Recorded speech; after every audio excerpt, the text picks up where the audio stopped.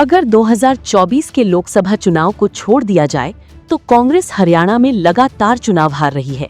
हाल ही में हुए नगर निकाय के नतीजे भी यही कहानी बयां कर रहे हैं, लेकिन उसके नेता शायद सबक सीखने को तैयार दिखाई नहीं दे रहे हैं। लगातार तीसरी बार सत्ता से बाहर रहने के बाद कांग्रेस अब विपक्ष से ज्यादा अपने ही भीतर की खींचतान से जूझती दिखाई दे रही है।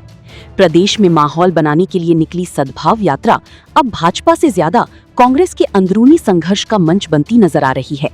यात्रा का उद्देश्य भाजपा के खिलाफ वातावरण तैयार करना था, लेकिन रास्ते में ही कांग्रेस के बड़े नेता एक दूसरे पर राजनीतिक तीर चलाने लगे। कांग्रेस कार्यकर्ताओं के बीच सबसे बड़ा सवाल नेतृत्व को लेकर खड़ा हो रहा है। वर्ष 2009 से लेकर अब तक प्रदेश की राजनीति लगभग एक ही चेहरे की इर्द गिर्द घूमती रही, लेकिन पार्टी कभी स्पष्ट बहुमत तक नहीं पहुंच सकी। जाट आरक्षण आंदोलन से लेकर किसान आंदोलन तक ऐसे कई मौके आए जब भाजपा सरकार घिरी हुई दिखाई दी, मगर कांग्रेस उस माहौल को सत्ता में नहीं बदल सकी। यही कारण है कि अब पार्टी के निष्ठावान कार्यकर्ता भी बंद कमरों से निकलकर नेतृत्व पर सवाल उठाने लगे हैं। इसी बीच पूर्व सांसद बृजेंद्र सिंह की यात्रा ने कांग्रेस के भीतर नई हलचल पैदा कर दी। शुरुआत में इसे निजी यात्रा बताकर सीमित करने की कोशिश हुई, लेकिन जैसे जैसे भीड़ और चर्चा बढ़ी, वैसे वैसे असहजता भी बढ़ती गई। गुरुग्राम में भूपेंद्र सिंह हुड्डा ने 3 कृषि कानूनों का जिक्र करते हुए ये याद दिलाया कि किसान आंदोलन के समय बृजेंद्र सिंह भाजपा सांसद थे। राजनीति में एक लाइन कई बार पूरे भाषण पर भारी पड़ जाती है, और यही हुआ। जिस यात्रा से कांग्रेस भाजपा को घेरना चाहती थी, उसी यात्रा की धार कांग्रेस के भीतर मुड़ गई। हालांकि बृजेंद्र सिंह ने सीधे टकराव से बचते हुए जली हुई हांडी का उदाहरण देकर जवाब दिया।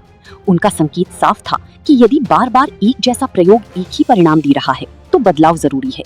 ये बयान केवल व्यक्तिगत टिप्पणी नहीं, बल्कि हरियाणा कांग्रेस में उभर रही नई पीढ़ी की बेचैनी का संकेत माना जा रहा है। आज स्थिति ये है कि कांग्रेस में हर बड़ा नेता खुद को मुख्यमंत्री पद का दावेदार मान रहा है, लेकिन संगठन को मजबूत करने की जिम्मेदारी लेने को कोई तैयार नहीं दिखता। कार्यकर्ताओं की नाराजगी भी इसी बात को लेकर है कि पार्टी में सत्ता की लड़ाई ज्यादा है और सड़क की लड़ाई कम। भाजपा के खिलाफ एकजुट होकर माहौल बनाने की बजाय कांग्रेस के नेता एक दूसरे की राजनीतिक जमीन कमजोर करने में लगे दिखाई दे रहे हैं। राहुल गांधी की मौजूदगी और बड़े कार्यक्रमों से भले ही तस्वीरें चमक जाएं, लेकिन जमीन पर कार्यकर्ता अब सीधे सवाल पूछ रहे हैं। हुड्डा समर्थक जहां बृजेंद्र सिंह के पुराने भाजपा संबंधों को मुद्दा बना रहे हैं, वहीं बदलाव चाहने वाला वर्ग पूछ रहा है कि यदि पुराना नेतृत्व इतना प्रभावी था तो कांग्रेस अब तक सत्ता से बाहर क्यों है।